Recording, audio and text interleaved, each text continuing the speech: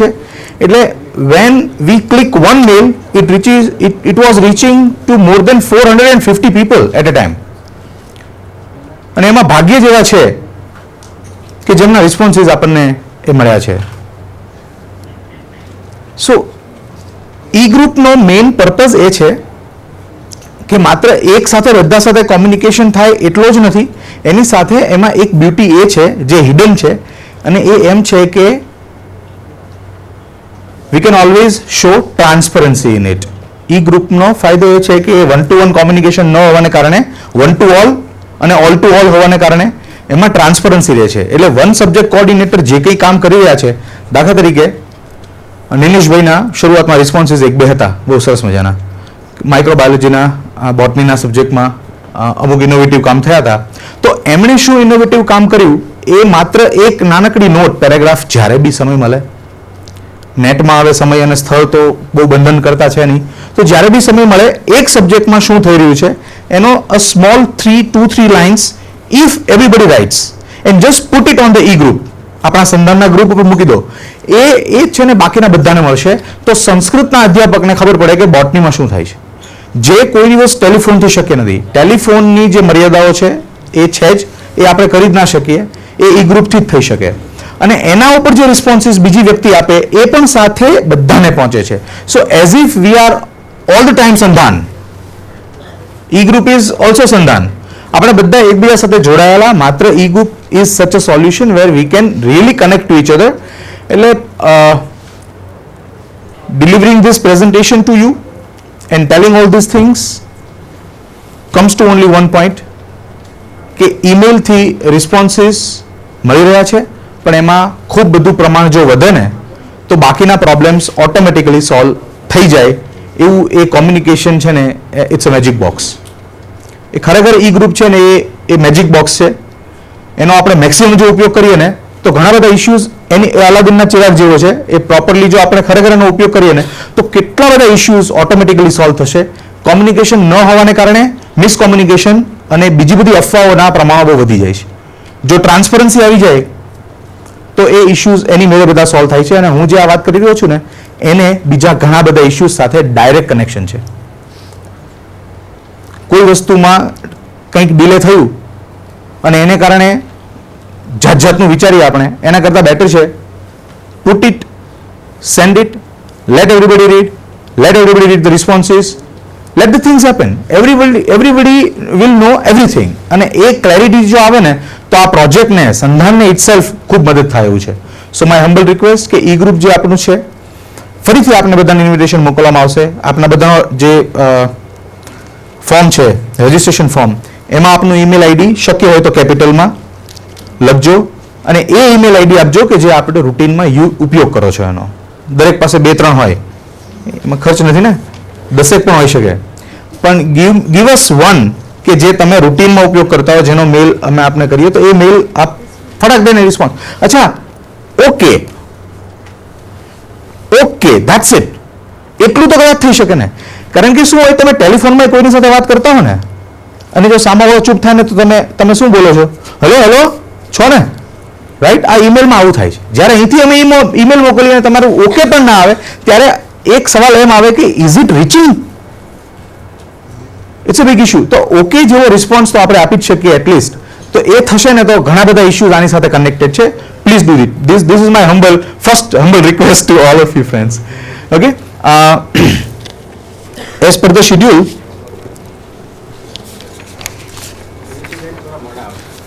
It's all right.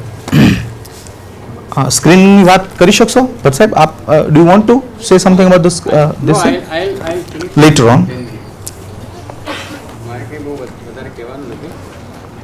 So what we can do is, if Dr. Niyatiben has not come yet, can we go for the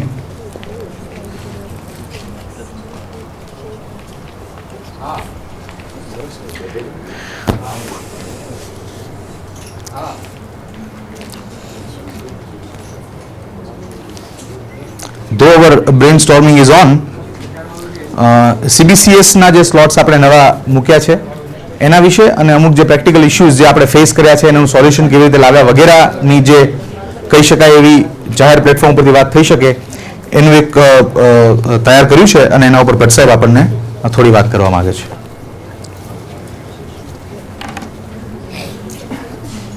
I will just Mike હાજી હાજી હું છે ને સાહેબ સુરત, અત્યારે તમે સુરતથી બોલો છો ને? હા, તમારે બોર્ડની ઓફિસ પર ફોન કરવાનો. હું અત્યારે વર્કશોપમાં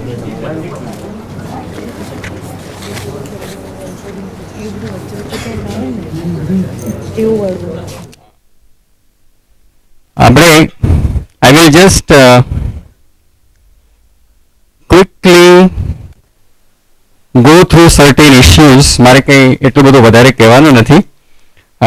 આપ સૌને નમસ્કાર. અને સરવૈયા સાહેબે આપને ટાઈમ ટેબલની કોપી આપેલી છે, જેમાં કેટલાક સ્લોટ, જેમ એમણે કહ્યું કે foundation course, vocational courses, interdisciplinary courses, આવા કેટલાક કોર્સીસ જે આપણી પાસે નહોતા છેલ્લા 2 વર્ષોમાં, એ ઉમેરવામાં આવ્યા છે.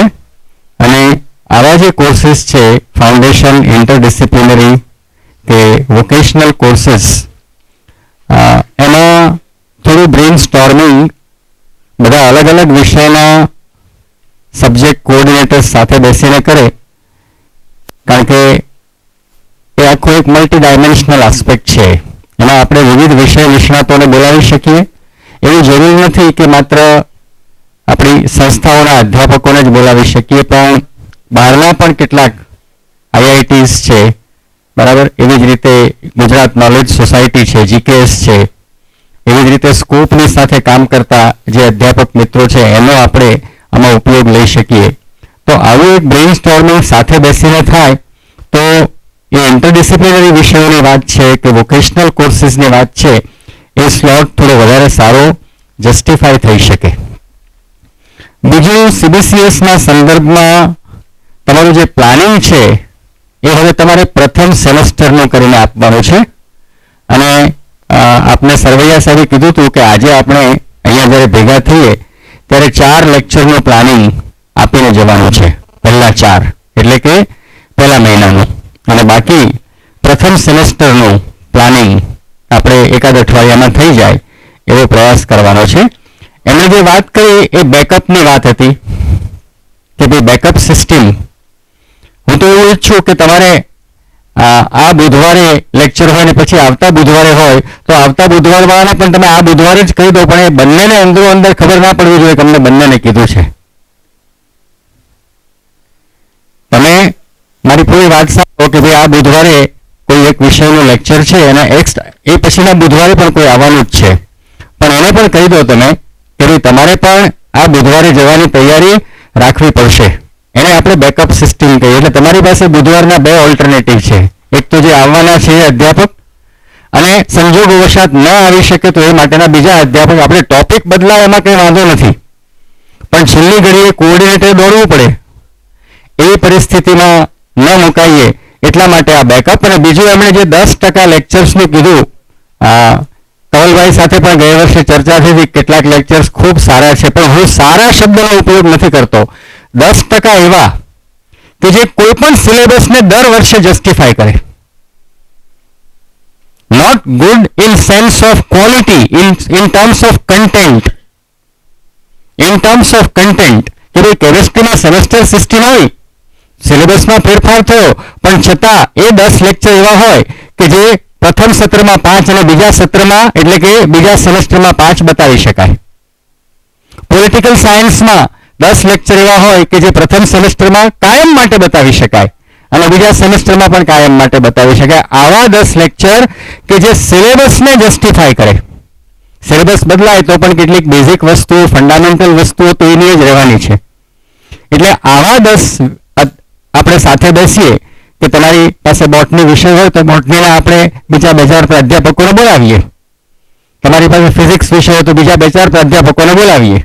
અને આપણું અત્યારનું જે સિલેબસ છે બધી યુનિવર્સિટીઓના એને અને સામે ટોપિક રાખીએ આપણે, તો એને આધારે આ 10 બેકઅપ સિસ્ટમમાં આપણે તૈયાર કરવા છે. આ એક ક્લેરિટી. બીજું કે લગભગ કમલભાઈ 30 જેટલા વ્યાખ્યાનો ઓન એન એવરેજ વર્ષ દરમિયાન થતા હશે અને આપણે જેમ અગાઉ પણ નક્કી કરેલું છે કે દરેક વ્યાખ્યાનમાં 2 કે 3 જણા જો સાથે હોય, 2 હોય એટલીસ્ટ, 2 વ્યાખ્યાતા હોય કે 3 નિષ્ણાતો હોય તો એ વધારે સારી રીતે ટોપિક પણ જસ્ટિફાઈ થતો હોય છે એવો આપણો સૌનો અનુભવ છે. એટલે આપણે એવું ગણીએ કે 30 × 3 તો 90 તજજ્ઞો વર્ષ દરમિયાન વ્યાખ્યાન આપી શકે અથવા પહેલા સેમેસ્ટરમાં 45, બીજા સેમેસ્ટરમાં 45. એવો આગ્રહ રાખીએ છીએ અમે કે વર્ષ દરમિયાન કોઈ પણ એક તજજ્ઞને ભાગે 5 થી વધારે વ્યાખ્યાન ના આવે. આયોજન એવું કરજો કે કોઈ પણ એક તજજ્ઞને ભાગે વર્ષ દરમિયાન 5 થી વધારે વ્યાખ્યાન ના આવે. એકને એક વ્યક્તિ 12 વખત રિપીટ થાય એવું ન થાય તો વધારે સારું. કોઈ સંજોગોમાં એવા સંજોગો હોય કે જેમાં આપણી પાસે બીજો કોઈ ઉપાય જ ના હોય, બરાબર, તો કોઈને આપણે વધારે તક આપીએ એ જુદી વાત છે.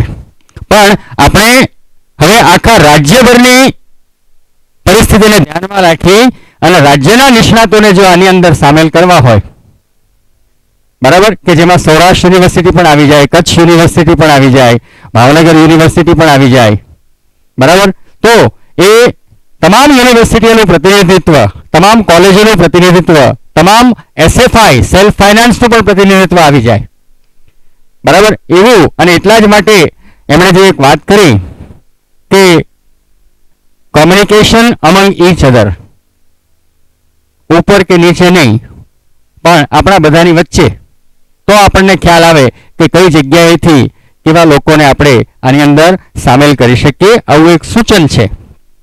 પછી આ વર્ષે આ ટીમ જ્યારે સાથે બેઠી તો યુનિવર્સિટીમાંથી પણ કેટલાક નિષ્ણાતોની એક કોર ટીમ બને એવું સૂચન થયું અને નંદિનીબેન, ડૉક્ટર વેદાંત પંડ્યા, સરવૈયા સાહેબ, દવે સાહેબ બધા સાથે બેઠા ત્યારે એવું કંઈક નક્કી થયું કે ભાઈ આપણે 6 કે 8 જણની એવી એક કોર ટીમ બનાવીએ. દરેક યુનિવર્સિટીમાંથી દરેક વિષયના માણસોને બોલાવીએ તો બહુ મોટી ટીમ થઈ જાય છે.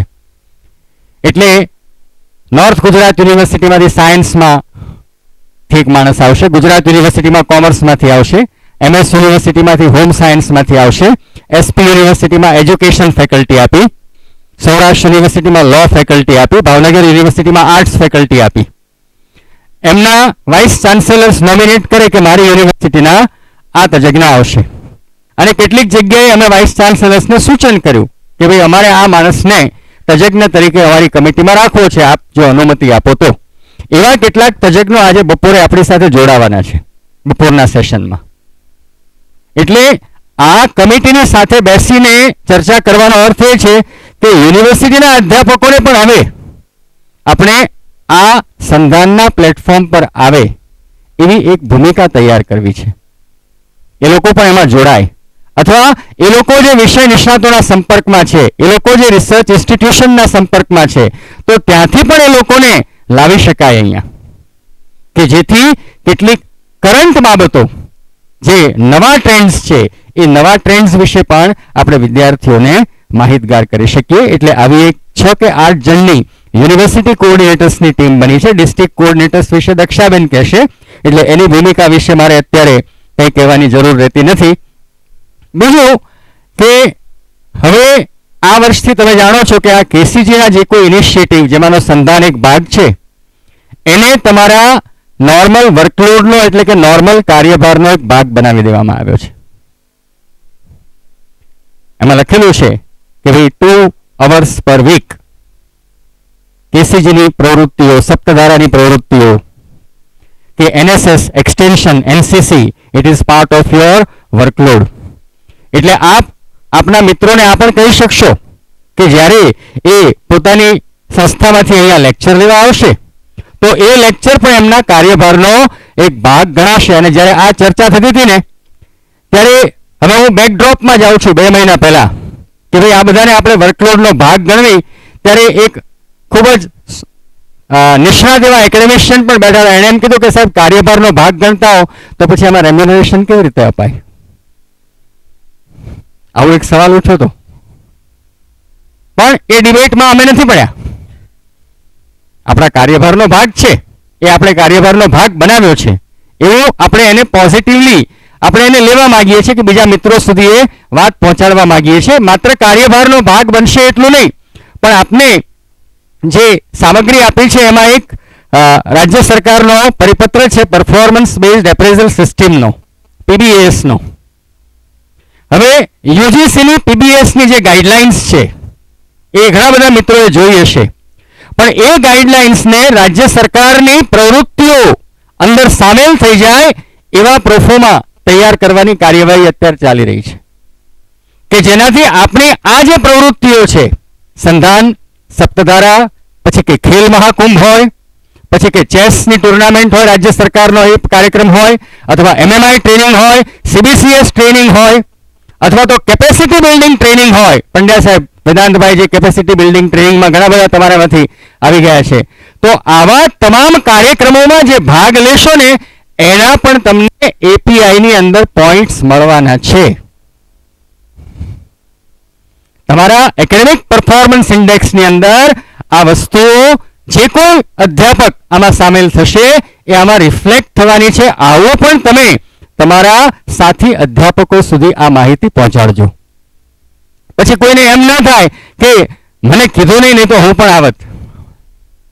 કારણ કે આ છેલ્લા 2 વર્ષથી કમલભાઈએ જે ખેડાણ કર્યું ને એ આ બધી સગવડ વગરનું ખેડાણ કર્યું છે. હવે તો હું એવું માનું છું કમલભાઈ કે થોડી વધારે સુવિધા ઊભી થઈ છે. આપણે એ લોકોને સામેથી કંઈક રેમ્યુનેશન ઉપરાંત કંઈક વધારે આપી રહ્યા છીએ કે જેનું મૂલ્ય જ નથી. કે આજે તમે હા સર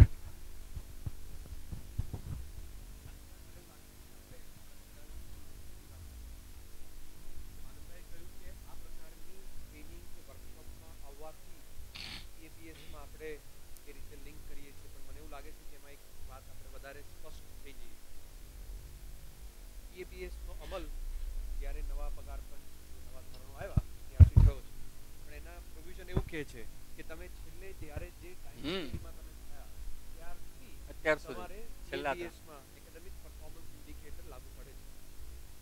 એટલે એવું પણ બને કે એ લાગુ પડવાનો સમય ગયા વર્ષનો પણ હોય કે એની પહેલાનો 9-10 નો હોય, 10-11 નો પણ હોય, અને આપણે 11માં 12માં કે 2013માં કદાચ રિવ્યુ થતા હોઈએ. આનંદભાઈ જે કહ્યું છે એને વધારે ક્લિયરલી હું વધારે બિલ્ડઅપ કરીને વાત સૌને કરવા માંગુ છું કે રાજ્ય સરકારે એવી કાર્યવાહી ગતિવિધિ શરૂ કરી છે જેમાં આ પ્રકારના ઇનિશિયેટિવમાં